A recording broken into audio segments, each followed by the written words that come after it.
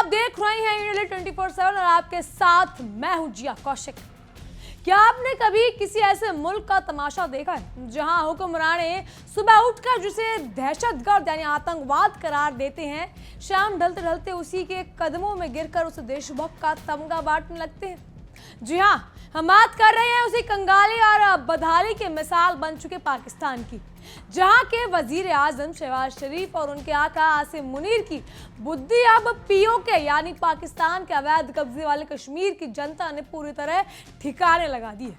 दरअसल पीओके में पिछले 2-2.5 महीनों से बिजली की आसमान से छूती कीमतें और आटे की किल्लत और कठपुतली चुनाव की धांधलियों के खिलाफ जनता सड़क पर उतरकर बगावत कर चुकी है। पहले तो शहबाज सरकार और उनकी पार्टी यानी PMLN ने अपनी काली करतूतों को छिपाने के लिए ज्वाइंट अवामी एक्शन कमेटी यानी JAC के आम नागरिकों, वकीलों और छात्रों को TTP का आतंकवादी बता दिया और जनरल आसिम मुनीर के फौजियों को उन पर गोलियां बरसाने की खुली छूट दे दी। लेकिन जब संयुक्त राष्ट्र यानी UN ने 7 अगस्त को इस बर्बरता पर सख्त फटकार लगाई और पूरे POK में बगावत का ज्वालामुखी विस्फोटक हुआ, तो शहबाज शरीफ और उनके सिपह सलार राणा सनाउल्लाह की सिट्टी पिट्टी गुम हो गई। अब वो गिड़गिड़ाते हुए 99% प्रदर्शनकारियों को देशभक्त भाई बता रहे हैं, जो सीधे तौर पर अपनी नाकामी पर थूक चाटने जैसा है। भारत हमेशा से डंकी की चोट पर कहता आया है कि पूरा जम्मू कश्मीर और लद्दाख भारत का अभिन्न हिस्सा है और इस पूरे ड्रामे से साफ हो गया है कि पाकिस्तान के अवैध कब्जे की मियाद अब पूरी तरह से खत्म हो चुकी है। पाकिस्तान की राजनीति का दस्तूर यही रहा है, 100 चूहे खा के बिल्ली हज को चली। शहबाज शरीफ का ये यूटर्न कोई नई बात नहीं है, बल्कि ये उनकी खिसियानी बिल्ली खंबा नोची वाली मजबूरी का जीता जागता सबूत है। जब POK के लोगों ने अपनी बुनियादी जरूरतों, राशन और फर्जी शरणार्थी सीटों को खत्म करने के लिए आवाज उठाई, तो हुकूमत ने उनके सीने पर गोली दाग दी। लेकिन जब बगावत की आग इतनी फैली कि उनके तख्तो ताज हिलने लगे, तो अचानक शहबाज शरीफ को अपनी दागे हुए आतंकी देशभक्त नजर आ गए। जनरल आसिम मुनीर जो अपने मुल्क की सरहदों को संभालने नहीं पा रहे हैं, वो POK में निहत्थे नागरिकों पर गोलियां चलाकर अपनी फर्जी सराफत और बहादुरी का ढोल पीट रहे थे। लेकिन अब आवाम का गुस्सा 7वें आसमान पर पहुंचा है, तो मुल्ला मुनीर की सारी एकड़ी धरी की धरी रह गई। बंदूकों की नोक पर जो ज़हूमियत का गला घोटने की कोशिश करने वाले इन जनरलों को अब समझ आ गया है कि जनता के सब्र का बांध जब टूटता है तो कोई टैंक या बारूद उसे रोक नहीं पाता। शहबाज शरीफ की सरकार ने शुरुआत में अपनी नाकामियों को छिपाने के लिए हमेशा की तरह TTP और विदेशी साजिशों का वही पुराना घिसा पिटा रोना रोया। उन्होंने प्रदर्शनकारियों को सीधे तौर पर आतंकी घोषित कर दिया ताकि उनकी आवाज को बेरहमी से कुचला जा सके। लेकिन आवाम ने भी ठान लिया था कि इस बार ना नो मन तेल होगा और ना राधा नाचेगी। वो अपने हक के लिए डटे रहे और आखिरकार हुकूमत को अपने कदम पीछे खींचने पर मजबूर कर दिया। राणा सनाउल्लाह का शनिवार को आया ये बयान सिर्फ एक राजनीतिक टिप्पणी नहीं, बल्कि शहबाज हुकूमत का कबूलनामा है कि वो पूरी तरह बेनकाब हो चुके हैं। जिस पार्टी ने 2 दिन पहले तक आवाम के खून को पानी समझा, अब आज वही पार्टी उनके आगे घुटने टेककर बातचीत की भीख मांग रही है। इसे कहते हैं देर आए दुरुस्त आए। लेकिन पाकिस्तान के मामले में तो अब पछताए होत क्या जब चिड़िया चुग गई खेत वाली बात हो चुकी है। POK में चल रहे ये प्रदर्शन केवल राजनीतिक नहीं, बल्कि ये आम जनता के पेट की आग और स्वाभिमान का सवाल है। 2 महीने से ज्यादा समय से छात्र, व्यापारी, वकील और आम नागरिक सड़कों पर सो रहे हैं, क्योंकि वो ना बिजली का ठिकाना है और ना ही वहां 2 वक्त की रोटी का। शहबाज शरीफ भले ही बड़े बड़े दावे करें, लेकिन हकीकत यह है कि उन्होंने इस इलाके को एक खुली जेल में तब्दील कर दिया है। JACC का सबसे बड़ा मुद्दा है कि POK विधानसभा की 12 विवादित शरणार्थी सीटों पर पूरी तरह खत्म किया जाए। इन सीटों का इस्तेमाल इस्लामाबाद के हुक्मराने अपनी पसंद की कठपुतली सरकार बनाने के लिए एक मोहरे की तरह करते आए। जब जब चुनाव आते हैं, ये बेईमान हुक्मराने धांधली करके अपनी गद्दी बचा लेते हैं, लेकिन इस बार जनता ने उनकी चालबाजियों को पूरी तरह बेनकाब कर दिया है। पाकिस्तान में चुनाव का मतलब जहूरियत नहीं, बल्कि अंधेरी नगरी चौपट राजा का खेल होता है। 27 जुलाई से शुरू हुए इन 3 चरणों के चुनावों में जिस तरह से हिंसा और खुलेआम धांधली देखने का मौका मिला है, उसने पूरी दुनिया में पाकिस्तान का मजाक उड़ाया है। अब PMLN 25 सीटें जीतकर अपनी फर्जी जीत का ढिंढोरा पीट रही, जबकि जनता सड़कों पर उतरकर चीख चीख कर कह रही है कि यह जनादेश नहीं बल्कि डाका है। मुल्ला मुनीर और शहबाज शरीफ की जोड़ी ने मिलकर चुनाव के दौरान सुरक्षा के नाम पर मानवाधिकारों की धज्जियां उड़ा दी। JACC का दावा है कि चुनाव होने के बाद शुरू हुई प्रक्रिया के बाद से अब तक 40 से ज्यादा बेकसूर लोग, जिनमें औरतें और बच्चे शामिल थे, वो अपनी जान गंवा चुके हैं। जून से अब तक 400 से ज्यादा लोग की मौत के घाट उतारा जा चुका है, लेकिन शहबाज शरीफ का कलेजा जरा भी नहीं पीछे जा। अब जब जुल्म की हद हो गई तो अंतर्राष्ट्रीय स्तर पर भी पाकिस्तान की थू थू होने लगी और आखिरकार 7 अगस्त को संयुक्त राष्ट्र को हस्तक्षेप करना पड़ा। UN ने स्पष्ट शब्दों में POK में बिगड़ती स्थिति पर चिंता जताई और शांतिपूर्ण प्रदर्शनकारियों पर ढाए गए जुल्म की निष्पक्ष जांच की मांग की। UN के इस फटकार के बाद ही इस्लामाबाद के हुक्मरानों की नींद टूटी और उन्होंने अचानक अपने बयान बदलने शुरू कर दिए। शहबाज शरीफ का रुख बदलना असल में चोर की दाढ़ी में तिनका वाली मिसाल को सही साबित करता है। जब तक UN का दबाव नहीं था, तब तक आम आवाम पर गोलियों बरसाना और की देशभक्ति का हिस्सा था, लेकिन जैसे ही वैश्विक मंच पर बदनामी का खतरा बढ़ा, वो तुरंत शांति दूत बनने का नाटक करने लगे। ये नाटक अब POK की जनता अच्छी तरह समझ चुकी है और वो किसी भी झांसे में आने वाले नहीं। POK में जारी ये संकट सिर्फ एक इलाके की समस्या नहीं, बल्कि ये पाकिस्तान की उस पूरी सोच का नतीजा है जो नफरत और बंदूक के बल पर बनी है। जब मुल्क अपने ही नागरिकों को पेट भर खाना ना दे सके, जब वो हक मांगे तो उन्हें आतंकी बता दे, उस मुल्क का मुस्तकबिल क्या होगा, इसका अंदाजा आसानी से लगाया जा सकता है। शहबाज शरीफ और मुल्ला मुनीर की जोड़ी ने पाकिस्तान को गर्त के धकेल दिया है।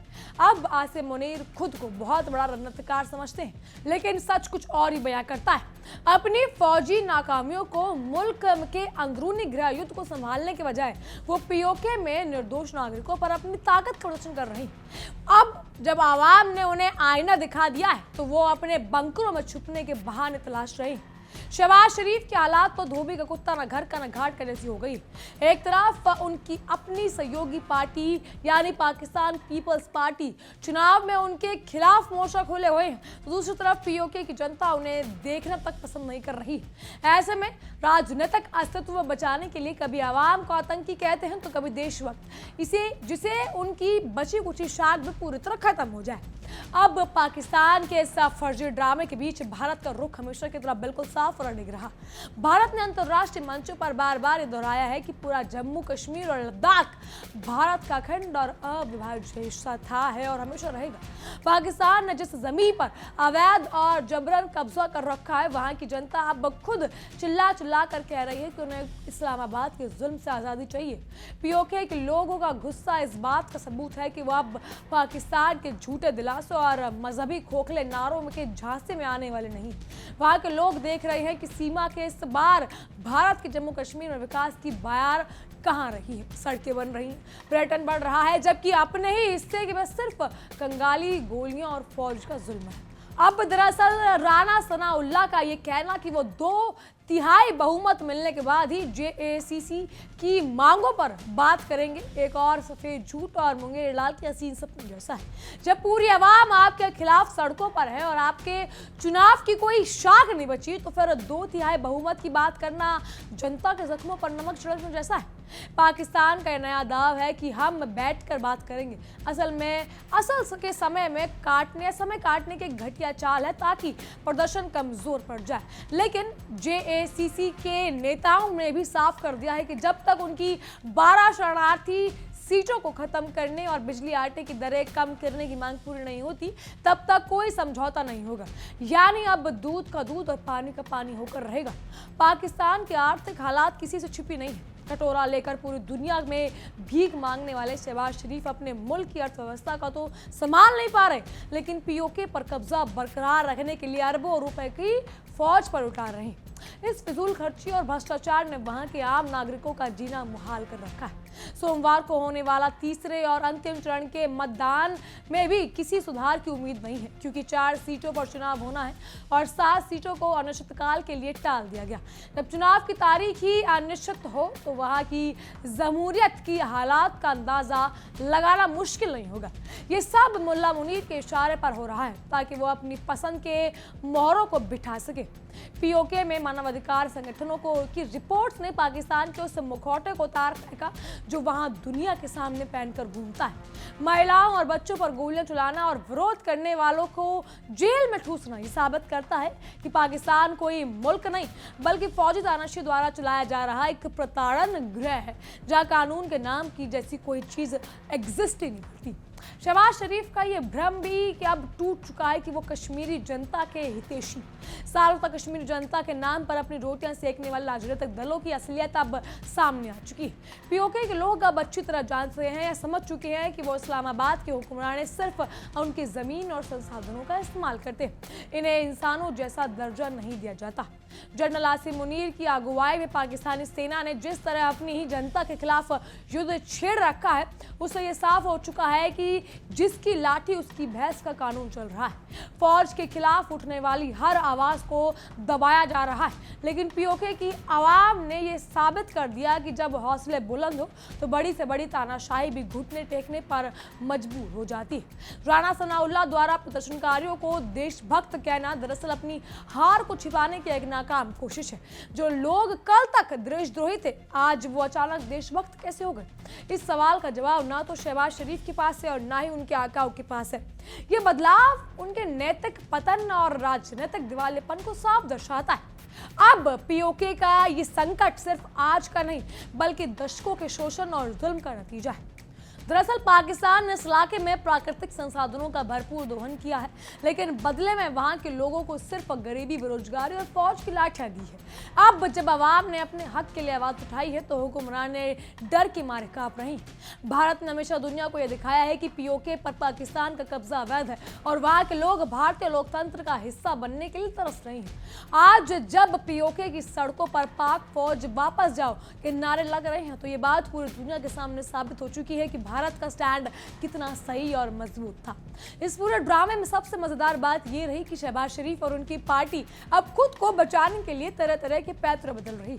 कभी वो विपक्ष पर आरोप लगाते हैं तो कभी प्रदर्शनकारियों को मारने की नाकाम कोशिश करते हैं, लेकिन सच ये है कि अब पानी सर से ऊपर जा चुका है और जनता का गुस्सा शांत होने वाला नहीं। पीओके में चल रहे इस आंदोलन ने यह साबित कर दिया कि जुल्म की हुकूमत कभी ज्यादा दिनों तक चलती नहीं है। शायद शहबाज शरीफ और आसिम मुनीर चाहे जितने भी चाले चल लें, उन्हें अपनी तानाशाही का हिसाब देना ही होगा। दुनिया देख रही है कि कैसे एक फर्जी मुल्क अपने ही बनी हुई नफरत के जाल में फंसकर खुद को तबाही के मुहाने पर लाकर खड़ा कर रहा है। पाकिस्तान के हुक्मरानों को यह बात समझ लेनी चाहिए कि काट की हांडी बार बार नहीं चढ़ती।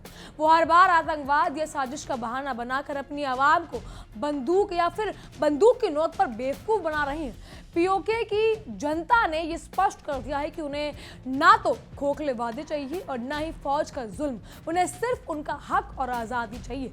आखिर में इस पूरी खबर का निचोड़ सिर्फ यही है कि पाकिस्तान एक ऐसे भंवर में फंसा हुआ है जहां से निकलना शहबाज शरीफ और आसिम मुनीर की बस की बात तो नहीं लग रही। भारत का यह रुख बिल्कुल स्पष्ट है कि पीओके भारत का अभिन्न अंग है और आज नहीं तो कल वहां के लोग इस फर्जी और जालिम हुकूमत के चुंगल से जरूर बाहर आएंगे। लेकिन फिलहाल शहबाज शरीफ और आसिम मुनीर की ये जोड़ी असल में एक ही थाली के चट्टे पट्टे से लेकर मिलकर पूरे मुल्क को दिवाला निकाल रही है। एक तरफ जहां शहबाज शरीफ दुनिया भर के देशों में चक्कर काटकर झोली फैलाकर भीख मांगते हैं, वहीं दूसरी तरफ जनरल आसिम मुनीर अपने ही मुल्क के नागरिकों पर टैंक और तोपें चढ़ाने की धमकियां देते हैं। पीओके की जनता ने जब इस कंगाली और फौजी तानाशाही के खिलाफ आवाज उठाई तो हुक्मरानों के पास अपनी नाकामी छिपाने के लिए सिर्फ आतंकवाद का ढोंग बचा था। लेकिन इस बार आवाम ने भी साफ कर दिया कि अब पानी सर से ऊपर जा चुका है और वो किसी भी फौजी जनरल की गीदड़ भपकी से डरने वाले नहीं है। राणा सनाउल्लाह का अचानक से यू टर्न लेना और प्रदर्शनकारियों को 90% से अधिक देशभक्ति बताना असल में मुंह में राम मगल में छुरी वाली पुरानी नीयत का हिस्सा है। ये दरअसल PMLN ने इस रणनीतिक पैंतराबाजी को कोई भी समझा सकता है। जब तक उनके पास गोलियां बरसाने और आवाम को डराने की ताकत थी तब तक वो देश दहशतगर्द थे या आतंकवादी थे। लेकिन जैसे ही UN ने अपनी उंगली उठाई और पूरे इलाके में बगावत की आग भड़क उठी तो अचानक शहबाज शरीफ को लोकतंत्र और बातचीत किया जाने लगी। ये बदलाव किसी दिल के साफ होने से नहीं बल्कि अपनी डूबती हुई राजनीतिक कश्ती को बचाने की खिसियानी कोशिश है। मुल्ला मुनीर और उनकी फौजी अफसरों को लगता है कि वो पीओके के लोगों की आवाज को हमेशा के लिए दबा देंगे, लेकिन सिर मुंडवाते ओले पड़े वाली कहावत उनके साथ सच हो गई। 27 जुलाई के बाद जिस तरह पूरे पीओके में 3 चरणों के चुनाव में दौरान खुलेआम धांधली और खून खराबा हुआ, उसने पाकिस्तानी जमहूरियत का असली नाच पूरे दुनिया के सामने ला दिया। 12 शरणार्थी सीटों का झूठा नाटक सच कर जिस तरह अपनी मर्जी कठपुतली सरकार बनाने की कोशिश की गई, उस पर आवाम ने लात मार दी और साफ कर दिया कि वो इस्लामाबाद के हुक्मरानों की गुंडागर्दी अब और बर्दाश्त नहीं करेंगी। पाकिस्तान की हुकूमत हमेशा से दूसरों के घरों में झांकने की बीमार आदत से ग्रसित रही है। जब भारत अपने जम्मू कश्मीर और लद्दाख में G20 सम्मेलन आयोजित कर रहा था, नई ट्रेनें चला रहा था और पर्यटन के लिए नए रिकॉर्ड बना रहा था, तब पाकिस्तान पीओके में बेकसूर लोगों पर गोलियां चलाकर अपनी नापाक नीयत का प्रदर्शन कर रहे थे। आज स्थिति ये है या आज आलम ये है कि पीओके के आम नागरिक भारत के विकास को देखकर अपनी ही हुक्मरानों पर थूक रहे हैं और खुलकर कह रहे हैं कि उन्हें पाकिस्तान की फौजी गुलामी से आज़ादी चाहिए। JACC के एक्शन यानी ज्वाइंट अवामी एक्शन कमेटी के नेताओं ने शहबाज शरीफ और मुल्ला मुनीर की नींद हराम कर रखी है। दरअसल व्यापारी, छात्र, वकील और आम नागरिक जब एक साथ एक ही झंडे के नीचे आकर खड़े हो गए तो एक तो चोरी ऊपर से सीरा चोरी करने वाले शहबाज शरीफ या शहबाज हुकूमत को जब समझ आया कि ये आंदोलन किसी एक पार्टी का नहीं बल्कि पूरी जनता का जनसलाब है, तो उनके हाथ पांव फूल गए। अब वो बैठकों का दौर चल रहा है, लेकिन आवाम ने भी कसम खा ली है कि जब तक बिजली, राशन या फर्जी सीटों का स्थायी समाधान नहीं होता तब तक सड़कों से हटने वाले नहीं हैं। वो मानवाधिकार संगठनों की रिपोर्ट ने शहबाज शरीफ की तथाकथित जमहूरियत में ताबूत में आखिरी कील ठोक दी है। चुनाव प्रक्रिया शुरू होने से लेकर अब तक 40 से ज्यादा लोगों की जान चली गई और जून से लेकर अब तक 400 से ज्यादा मासूमों का मारा जाना कोई छोटी बात नहीं। ये सीधे सीधे जनसंहार है जिसे शहबाज शरीफ और आसिम मुनीर की शय पर अंजाम दिया गया है। लेकिन आवाम के खून से सने इन हाथों को देशभक्त के बयानों से धोया नहीं जा सकता। इसका हिसाब तो तारीख बनकर ही लिया जाएगा। UN के 7 अगस्त की फटकार ने पाकिस्तान के उस फर्जी नकाब को पूरी तरह उतार फेंका है कि वो अंतर्राष्ट्रीय मंचों पर पहनकर जो घूमता था वो अब बेनकाब हो चुका है। हमेशा खुद को पीड़ित बताने वाला पाकिस्तान आज अपनी ही आवाम का हथियारा साबित हो चुका है। UN द्वारा शांतिपूर्ण प्रदर्शनकारियों के खिलाफ हुई हिंसा पर जवाबदेही तय करने की मांग ने इस्लामाबाद के गलियारों में भूचाल ला दिया है और यही वजह है कि राणा सनाउल्लाह जैसे मंत्रियों को शनिवार को आकर अपने ही कहे गए बयानों पर थूक कर चाट पड़ रहा है। जनरल आसिम मुनीर के लिए तो ये आगे कुआ पीछे खाई जैसी स्थिति बन चुकी है। एक तरफ उनके अपने मुल्क में TTP और बलूच विद्रोह उनकी सेना के परखच्चे उड़ा रहे हैं, तो दूसरी तरफ पीओके की आवाम ने उनके खिलाफ सीधी बगावत का बिगुल फूंक दिया है। ऐसे में मुल्ला मुनीर अपनी नाकामी छुपाने के लिए कभी भारत पर आरोप लगाते हैं तो कभी अपने ही लोगों को आतंकी बताते हैं, लेकिन सच ये है कि अपनी ही फौज का अपनी ही जनता के खिलाफ इस्तेमाल करके उन्होंने पाकिस्तान के विखंड की नींव खोद दी। भारत सरकार की एक बार फिर पूरी दुनिया के सामने अपने रुख को स्पष्ट करते हुए साफ कह दिया है कि पूरा जम्मू कश्मीर और लद्दाख भारत का अखंड और अविभाज्य हिस्सा रहा था और हमेशा रहेगा। पाकिस्तान ने इस तरह से पीओके पर अवैध और जबरन कब्जा कर रखा है और वहां की जनता पर जुल्म ढा रहा है, उसकी मियाद अब खत्म होने वाली है। अब जब किसी इलाके के 99% आवाम को अपने ही देश की हुकूमत और फौज के खिलाफ सड़कों पर उतर आए तो उस अवैध कब्जे का अंत बहुत करीब नजर आता है। निष्कर्ष बिल्कुल साफ है। शहबाज शरीफ का U-टर्न, राणा सनाउल्लाह की लक्ष्यदार बातें और मुल्ला मुनीर का खामोश डर, ये सब इस वक्त की गवाही दे रहा है कि पाकिस्तान अपनी ही काली करतूतों के बोझ तले दबकर दम तोड़ रहा है। जैसी करनी वैसी भरनी के सिद्धांत पर चलते हुए जो मुल्क दूसरों के घरों में आग लगाने की साजिश रचता था, आज उसके अपने घर में बगावत का ऐसा दवानल भड़क उठा है जिसे बुझाना इस्लामाबाद के बेईमान और बदहाल हुक्मरानों के बस की बात तो बिल्कुल नहीं है। बहरहाल इन सब पर आपकी क्या राय है, हमें कमेंट के जरूर बताइएगा। फिलहाल के लिए इतना, तमाम खबरों के लिए बने रहिए हमारे साथ और देखते रहिए हमारी एक खास पेशकश। देखिए इंडिया डेली 24/7 अब आपकी स्मार्ट टीवी पर। इंडिया डेली मौजूद है सभी डिजिटल प्लेटफॉर्म पर लाइव और लगातार। इंडिया डेली 24/7 हर दिन राष्ट्र को समर्पित।